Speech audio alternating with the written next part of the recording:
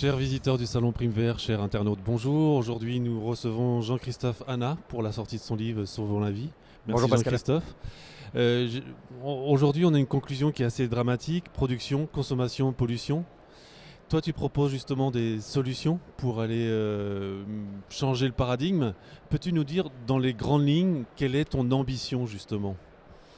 Alors je ne propose pas forcément des solutions, elles ne sont pas magiques. Je propose une solution, à savoir reprendre en main notre destin, recouvrer notre souveraineté pleine et entière. Et donc c'est aujourd'hui à nous, citoyennes et citoyens, le peuple finalement, de recouvrer sa souveraineté, de s'inscrire dans une véritable démocratie et surtout de respecter le vivant. Donc c'est un projet, une utopie éclairée qui part, on va dire, des territoires, en se basant sur l'ensemble des alternatives, à la fois les écovillages, les écolieux, les fermes bio, les AMAP, les recycleries, les selles, enfin tout ce microcosme qui existe déjà à l'état d'embryon et qui n'est peut-être pas suffisamment interconnecté pour se préparer à la résilience collective locale et systémique sur les chocs liés à l'effondrement et également avec cette ambition de viser une émancipation politique par rapport à l'État-nation.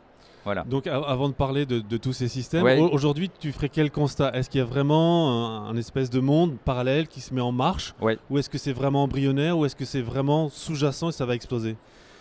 En fait, ça fait un petit moment que ça se développe. Les écolieux, les écovillages notamment se multiplient, les réseaux d'AMAP, les fermes bio, mais ce sont souvent des unités, des îlots qui dépendent de réseaux nationaux et qui, à l'échelle d'un territoire, ne communiquent peut-être pas suffisamment entre elles. Tu as des exemples justement de réseaux nationaux qui... De réseaux nationaux comme la coopérative Oasis D'accord. pour les oasis, D'accord. les oasis de vie, les oasis de service, donc finalement les écolieux et les écovillages. Une ferme bio peut appartenir à Terre de Liens, peut dépendre ou avoir été créée grâce à Ferme d'Avenir, mais finalement entre cette ferme bio et cet écovillage, ils peuvent se connaître et se côtoyer évidemment sur le même territoire, mais sans nécessairement avoir imaginé une résilience collective. C'est-à-dire qu'un écolieu va peut-être viser sa propre autonomie, sa propre autosuffisance alimentaire, énergétique, mais peut-être n'avoir absolument rien prévu déjà au niveau collectif, mais non plus au niveau hydrique, économique, financier, sociétal, politique. Voilà. Donc toi, tu les appelles à se mettre en lien ? Oui. Ce qu'on pourrait appeler une sorte d'archipel ? Exactement, d'où le nom de l'archipel du vivant, notre projet, c'est effectivement de se dire que les îlots existent aujourd'hui, mais de créer du lien entre eux, d'être un catalyseur, un booster finalement, pour permettre à ces initiatives alternatives concrètes qui existent aujourd'hui d'avoir un projet social, sociétal commun. Mais tu es bien placé, je pense, pour le savoir. Il y a le facteur humain, Oui. le PFH. Oui. Comment on arrive à dépasser ce facteur humain pour que ces gens se parlent, travaillent ensemble, Ouais. coopèrent ? Ouais. Alors ça c'est une vraie question, j'ai moi-même une expérience de 4 mois dans un écovillage et je suis parti en raison de ce PFH qui peut aussi être un précieux facteur humain, tout dépend comment on l'appréhende. Maintenant ça fera partie évidemment de l'équation, à nous d'essayer de créer cet aspect relationnel ou plutôt de lui octroyer autant de temps et d'attention que l'aspect opérationnel. Donc le lien humain, et nous avons cette ambition aussi de créer des événements pour que ces personnes se rencontrent, se côtoient dans un climat, on va dire, convivial, pour créer du lien au-delà juste du projet politique. Ça veut dire travailler sur soi, avoir une Oui. démarche spirituelle. Quels Oui. sont tes propos à ce sujet avant de faire ensemble, d'avoir une relation sur son état d'équilibre ? Oui, alors moi j'en appelle justement à une révolution, alors pas une révolution armée comme celle de 1789, mais vraiment une révolution au service du vivant et une révolution qui soit finalement intérieure. Comment je travaille sur mon écologie intérieure et sur mes conditionnements, une révolution philosophique. Qu'est-ce qu'aujourd'hui nous pouvons nous autoriser à faire en sortant de nos croyances limitantes, et une révolution politique, de se dire que l'autogestion dans un mode de fonctionnement d'essence anarchiste est une solution aujourd'hui à l'échelle territoriale pour justement, de manière concrète, reprendre une forme de responsabilité, aussi assumer une forme de responsabilité collective pour œuvrer ensemble. Donc ça rejoint un peu la définition de Patrick Vivray, travail personnel, travail sociétal. Oui, tout à fait, ouais. Et en quoi ça se démarque du travail de Patrick Vivray, pardon ? Je sais pas trop. Non, mais il y a cette dimension d'archipel qui nous rejoint de toute façon, qui nous réunit, pardon. C'est aussi l'archipel de... alors j'oublie le nom de cet auteur des îles. Glissant ? Oui. exactement. Donc c'est vraiment cette dynamique, hein, D'accord. et de penser plutôt archipel avec cette métaphore marine que continentale, et donc de se dire que voilà, ces îlots existent et maintenant il faut créer les voiliers, les bateaux qui permettent d'aller d'un îlot à l'autre et de créer un univers, un archipel d'îlots. Tout à l'heure, tu as dit qu'il y avait des initiatives sur les territoires. Alors aujourd'hui, on voit bien que ça a du mal à remonter au Oui. niveau national. Ouais. Comment tu arrives à agréger toutes ces initiatives pour justement que ça ait plus d'ampleur, plus de puissance? Alors pour l'instant, c'est difficile de te répondre parce que c'est ce que nous allons initier cette année. Donc c'est la deuxième étape de notre projet justement. Et Quand donc, tu dis nous, c'est qui nous? alors c'est les 10 personnes qui avec moi œuvront pour l'archipel du vivant. Et donc la deuxième phase de notre projet après le site que nous avons créé qui agrège un certain nombre d'informations sur le monde alternatif, c'est justement d'aller initier 2 biorégions pilotes à la fois dans le Périgord vert et en Côte d'Armor, et donc d'aller à la rencontre de ces différents acteurs. Il y a des réseaux aussi de particuliers qui se créent aujourd'hui et qui visent justement la solidarité, la coopération, l'entraide, qui sont les réseaux Solaris, La Vague. Donc aujourd'hui, il y a vraiment quelque chose qui nous permet d'être enthousiastes par rapport à la réalisation concrète. Simplement, on ne fera pas sans eux. Donc si dans un territoire on arrive et que les collectifs, les acteurs, les individus n'ont pas envie d'y aller vers cette résilience collective, on ne pourra pas le faire sans eux. Donc c'est vraiment quelque chose que l'on va expérimenter de manière concrète cette année, et on va essayer aussi de travailler sur un espèce de canevas ou de modus operandi qui permettrait à d'autres biorégions de se lancer sans forcément que l'archipel du vivant soit partout. D'accord, mais là j'imagine que tu parles à des convaincus, des militants. Ouais. Comment tu arrives à élargir le cercle pour aller chercher une autre partie de la population française, notamment après ce Covid où on voit beaucoup de fractures, de divisions? Comment tu arrives à faire sens autour de tout ça? Alors nous, c'est un parti pris vraiment assumé, d'œuvrer et d'essayer de fonder cette dynamique sur les acteurs déjà engagés, avec l'idée que derrière, on va embarquer.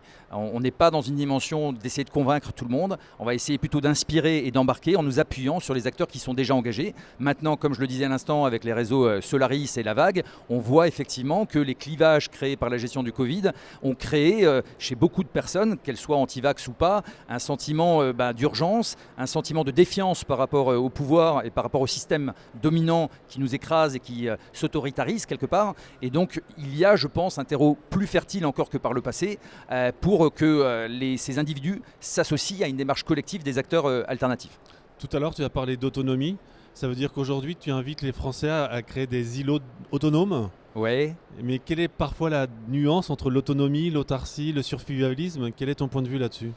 Alors déjà, notre démarche n'est absolument pas survivaliste, puisque même si je suis effondriste, quelquefois on fait l'assimilation un peu rapide entre les deux. Nous sommes conscients des risques liés à l'effondrement de notre civilisation, mais justement, nous visons l'entraide. Donc cette résilience, elle est collective, elle est locale, elle est systémique. Elle est surtout pas chacun pour soi, dans un bunker avec des armes. C'est surtout pas cette vision-là. Maintenant, entre autonomie et autarcie, bon après, l'autarcie, c'est aussi un repli sur soi. L'idée, c'est le courant d'inspiration, c'est le municipalisme libertaire de Murray Bookchin. C'est le Rojava, qui est un exemple concret depuis 2014 de cette utopie qui est réelle aujourd'hui. Et donc de la même manière que nous nous inspirons du Rojava, nous essayons que demain des Sri Lankais, des Japonais, des Chiliens s'inspirent de ce que nous aurions lancé en France. Tu peux juste nous réexpliquer le Rojava, parce Ouais. que peut-être que tout le monde ne connaît Oui, pas. mais je me suis aperçu sur le salon que effectivement j'ai tendance à le citer et toujours m'assurer que les personnes en face connaissent. Donc le Rojava, c'est ce territoire kurde en Syrie. La Syrie qui quelque part, à mon sens, a accueilli quelque part une forme de troisième guerre mondiale.